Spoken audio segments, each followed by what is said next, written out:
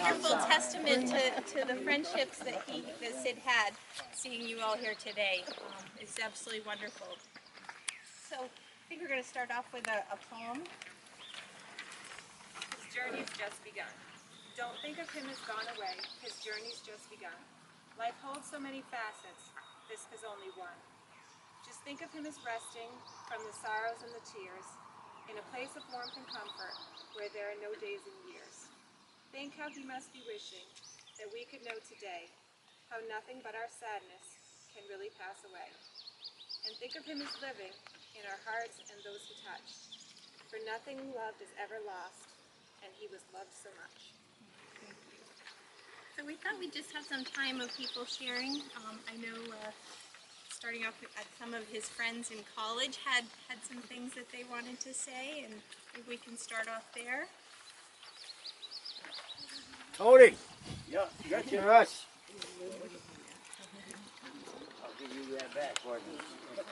Okay, we've got a little activity. The class put together a little activity. It probably isn't going to make a whole lot of sense. We needed a practice, but we didn't have a practice.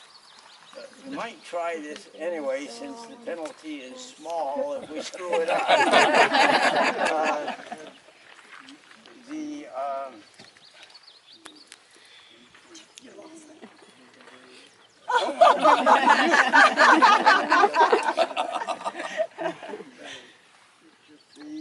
idea is to express some of the characteristics of Sid. And when we get done, we'll just put a little zipper on the tail end of it, just in case it doesn't make any sense at all when we get done. Okay, where are my card holders? We got any card holders? Yeah. I got some. Okay, let's start with Richard. He's the youngest. And charitable. Charitable. Good. Honest? No period after that, but I think I was supposed to stop. Honest. Principles. Generous. Genuine. Honest. You're doing good. Reliable. Courteous. Kind. Spirited.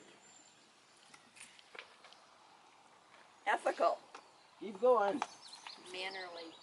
Yeah, that's right. We got a 3 to 5 minute, 3 to 5 second break in there. I don't want to shake you all up by saying minutes or hours.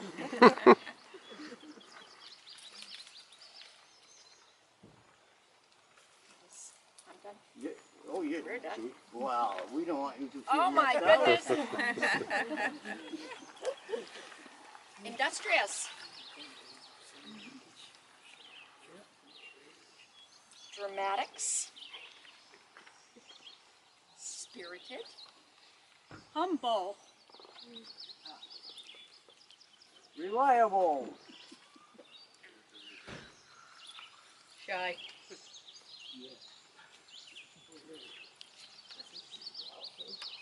And it looks like a friend to many. Anybody got any cards that haven't been read? Okay, so much for the happy accent. Now, the idea behind this was to describe Sid using only one word. So that was the idea behind this. Thank you for your patience. We should have practiced it, but I remember once when I was a young fella in college, Sid and I were sitting down in the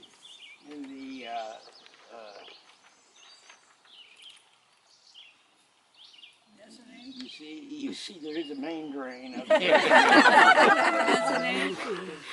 Snack bar? We were in the assembly hall and just kind of batting the breeze, and somehow or other it came out that Sid said, "I'd rather practice than play." I got that wrong. I'd rather play than practice. And so I decided on the way up we'd tear a page out of Sid's book and play. Thank you all. Good. Thank you, Tony. Charlie, did you want to go next? Sure. That's We'll just hold on to that. Charlie. Yeah. I have one other thing that I figured that it would be long enough without it. Oh, it's perfect. Thank you. First, a little on the humorous side, knowing Sid, he chose an excellent day to die, April 15th. I have no doubt in my mind that he was laughing like hell at Donald Trump and the IRS and says, "Come and get what I owed you." So April 15th is going to be I don't think Uncle Sam's going to collect unless Cindy already filled out his taxes. Oh, we got it back already. I have something from our son Ryan. He's unable to attend because of medical reasons, but he did want us to share what he had to think of and say about Sid and the experiences. Though I never had developed a close familiarity with Sid, I grew to admire his strength and character, his personal ethic, and his independent mind and lifestyle. His stern demeanor belied a deep caring for friends and family, with whom he generously shared his wit and hospitality. I'll miss Sid, of course, but also the parts of my own life and an identity which depended on him. Playing cards together or learning from his knowledge of nature and the world.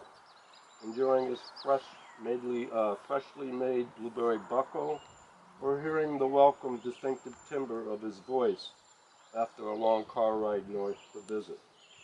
With his passing, I know these parts of my life are now also past. One of my iconic memories of Sid is of him in his red plaid jacket, feeding his fish each morning. I would watch, fascinated with the spectacles of ripples playing across the pond. Similarly, the ripples Sid made in life will continue to spread and mingle with ours. Even as I write this, I'm enjoying the company of my friend Brett here in North Carolina. Brett's aunt, Janet McKee, was a student of Sid's at Union Elementary School in Montpelier almost 55 years ago. I asked Brett's mother, Suzanne, about Sid of her memories. She described his signature, the bow tie, the hairstyle, his strict, demanding approach as a teacher. The word she actually used was scary, which I think we'll all agree might be an impression that Sid would likely give to his young students.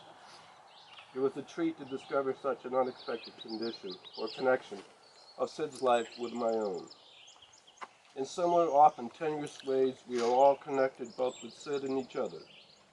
As I live my life making my own ripples, I will undoubtedly continue to encounter some made by Sid and by each of you, and I look forward to them. I had something, I'll miss Sid and grief, but I think what I will remember most are the great memories we had here in Sid. In many ways, he was a father to me, a surrogate father, and I cherished the years that I had with him. I spent a whole summer with him up here. I think I was about 11 or 12. And then the trips that we took to Alaska, Canada with my mom, and we'll all miss him. How do I deal with that grief? And what I thought was some of the ways I would quote from other quotes. The saddest moment is when the person you gave the best memories becomes a memory. How lucky I am to have something that makes saying goodbye so hard. Crying is how your heart speaks when your lips cannot express the pain. The only time a goodbye is painful is when you'll never say hello again. Grief, I've learned, is really just love. It's all the love you want to give but cannot. All that unspent love gathers up in the corners of your eye, the lump in your throat, the hollow part of your chest. Grief is just love with no place to go. Something that Sid cherished often, that was Winnie the Pooh. Goodbye, oh no please, Can we go back to page 1 and do it all over again? Goodbyes hurt the most when the story was not finished. Don't cry because it's over. Smile because it happened. And that's the way we have to think about the times we have with Sid. We'll all miss him. Always say goodbye with a smile for those you love, because it may be the last time you'll ever see them. You may be gone from our sight, but you are never gone from our heart. One of the best quotes I ever had, and I try to live by it, that Sid had: don't need what you want, but want what you need. And that's what I have. My wife would like to also say something, but thank you. Thank you for sharing.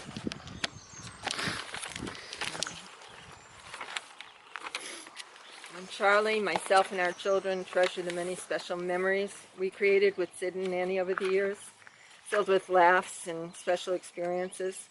Even more, though, it was the quality of Sid's character that has left an indelible influence on us. His respect and his caring for others reflected in his compassion, both in thought and actions.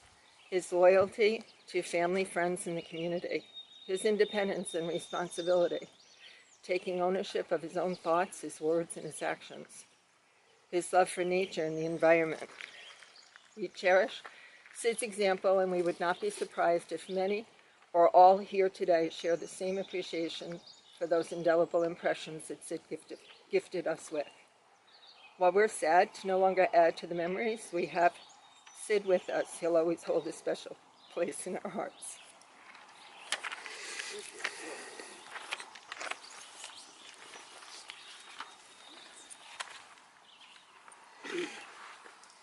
I'd just like to remind people of how many friends he had. I spent 4 months here last summer, and not one day went by that somebody didn't come to visit Sid. One day nobody came, but we weren't home all morning, so we don't know that nobody came. Just a funny short story. Cindy brought Sid to Florida one day, and we had a terrible thunder shower, and Cindy wanted to go to the library, find something good to read. And while she was gone, we had a terrible, terrible thunder shower, and Sid got word and went looking for her because she didn't come home. So he walks up to this guy over to the library and he said, "Could you tell me, did you see this blonde girl, good looking?" And he thought the guy was rude, didn't talk to him. But he was looking in the mirror, talking to himself. That's an awful funny.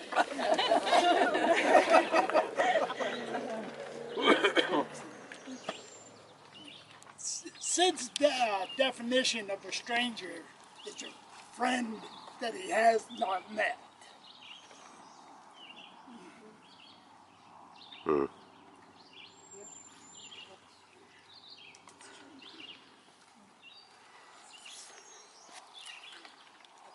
As I walked this journey with Sid, I knew the day would come when he would leave me behind and go on without me. The topic was often the elephant in the room neither of us wanted to discuss, so we chose to usually ignore it and move on to more important topics like the White's Market shopping list or what was going to be for dinner. Sid chose not to dwell upon what he knew he couldn't change, and instead he chose to focus not on himself but on others. He always worried he was somehow being a burden to me. In truth, he was very much a blessing in my life. In particular, he filled a gap that was created by the passing of my mom and dad. Sid was the person who would call me at the end of the day to make sure I'd made it home okay. I remember one time from traveling from work, I made it home, and as always I called him to reassure him I was there, and I asked him how his day was, and he exclaimed that it was better now knowing that I was home. That was just the type of caring he provided for me. He worried about me, and he wanted nothing more than to know I was safe and happy. Oh yes, and he wanted to make sure I was well fed. There was often an extra pie on the counter, meal prepared for me to bring home, or vegetables that were in need of harvesting to take to my house. That was just Sid's way of caring for me and for many others. I will miss being cared for by Sid. I will miss our conversations and time spent together, drives to the grocery store, doctor's appointments, or even sitting in the emergency room where we when we had the very best conversations. That is when I learned about his past and his wishes for the future. I will miss being his sidekick and often his eyes, ears, and driver when necessary. Driving, in fact, was the only issue that we occasionally disagreed upon. I will never forget the Saturday morning we went to St. Johnsbury to get groceries together. Sid wanted to drive, and I was the passenger who was picked up on the way. When coming out of St. Johnsbury near Maple Grove, out of the corner of my eye, I saw a police car, while at the same time, I was looking down at the speedometer and noticing we were going way too fast. Unfortunately, the police officer took note of the excessive speed as well. Per Sid, it was the one and only time he had ever been pulled over his entire life. The young cop took pity on Sid, and me as well, when he saw the look of worry on my face, knowing I would never hear the end of it if he was issued a ticket. As we carefully drove on toward Concord, I reassuringly told Sid that I had been pulled over for speeding many a time and that I could remember, and now he could consider himself part of the club. I'm not so sure that provided him much comfort.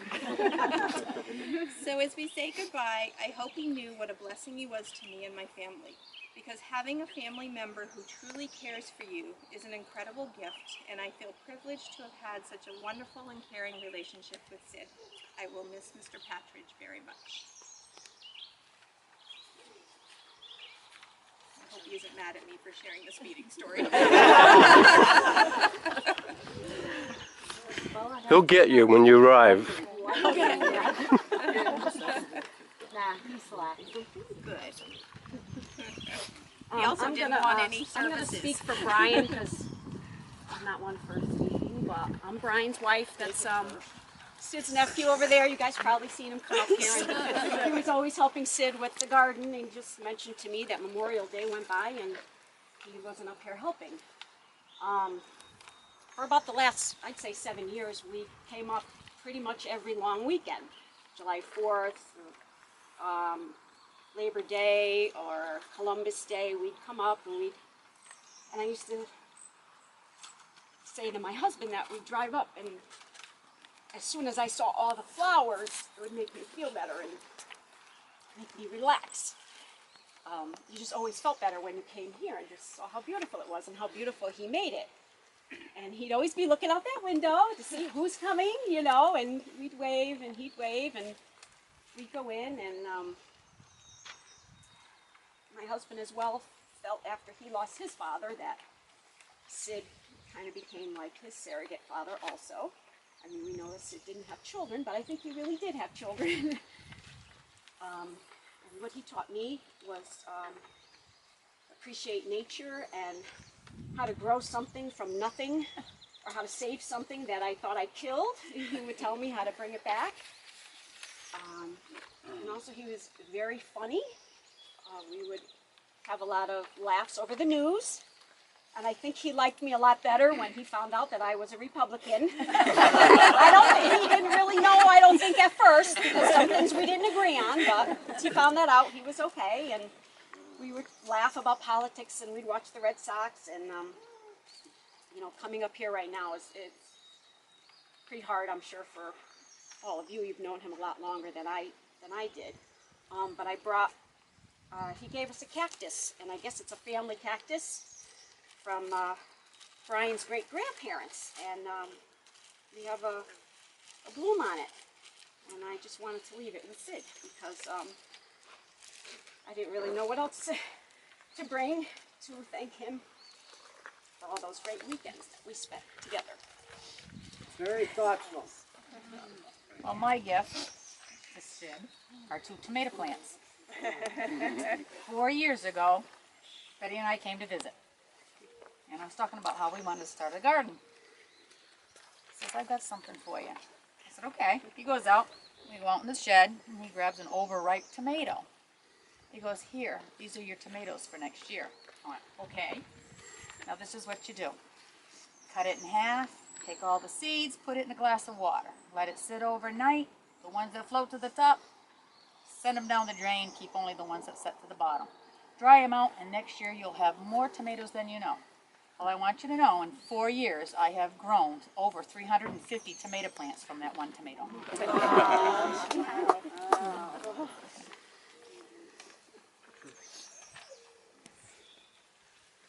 Well, Sid, your spirit is here with all of us today. You always said you wanted to stay home. The best place was home.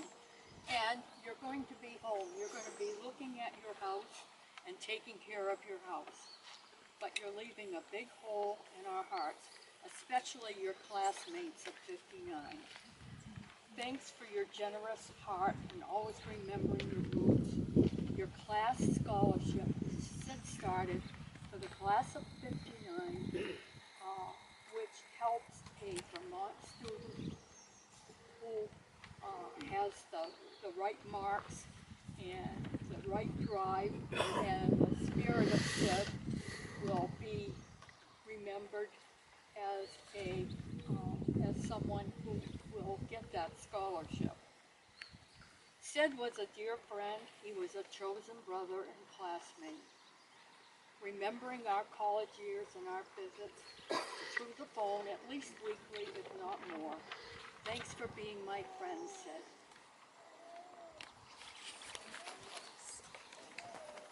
Hi, I'm Bob Kellogg, and when I arrived at Linden in 1955, one of my housemates was Sid Patridge.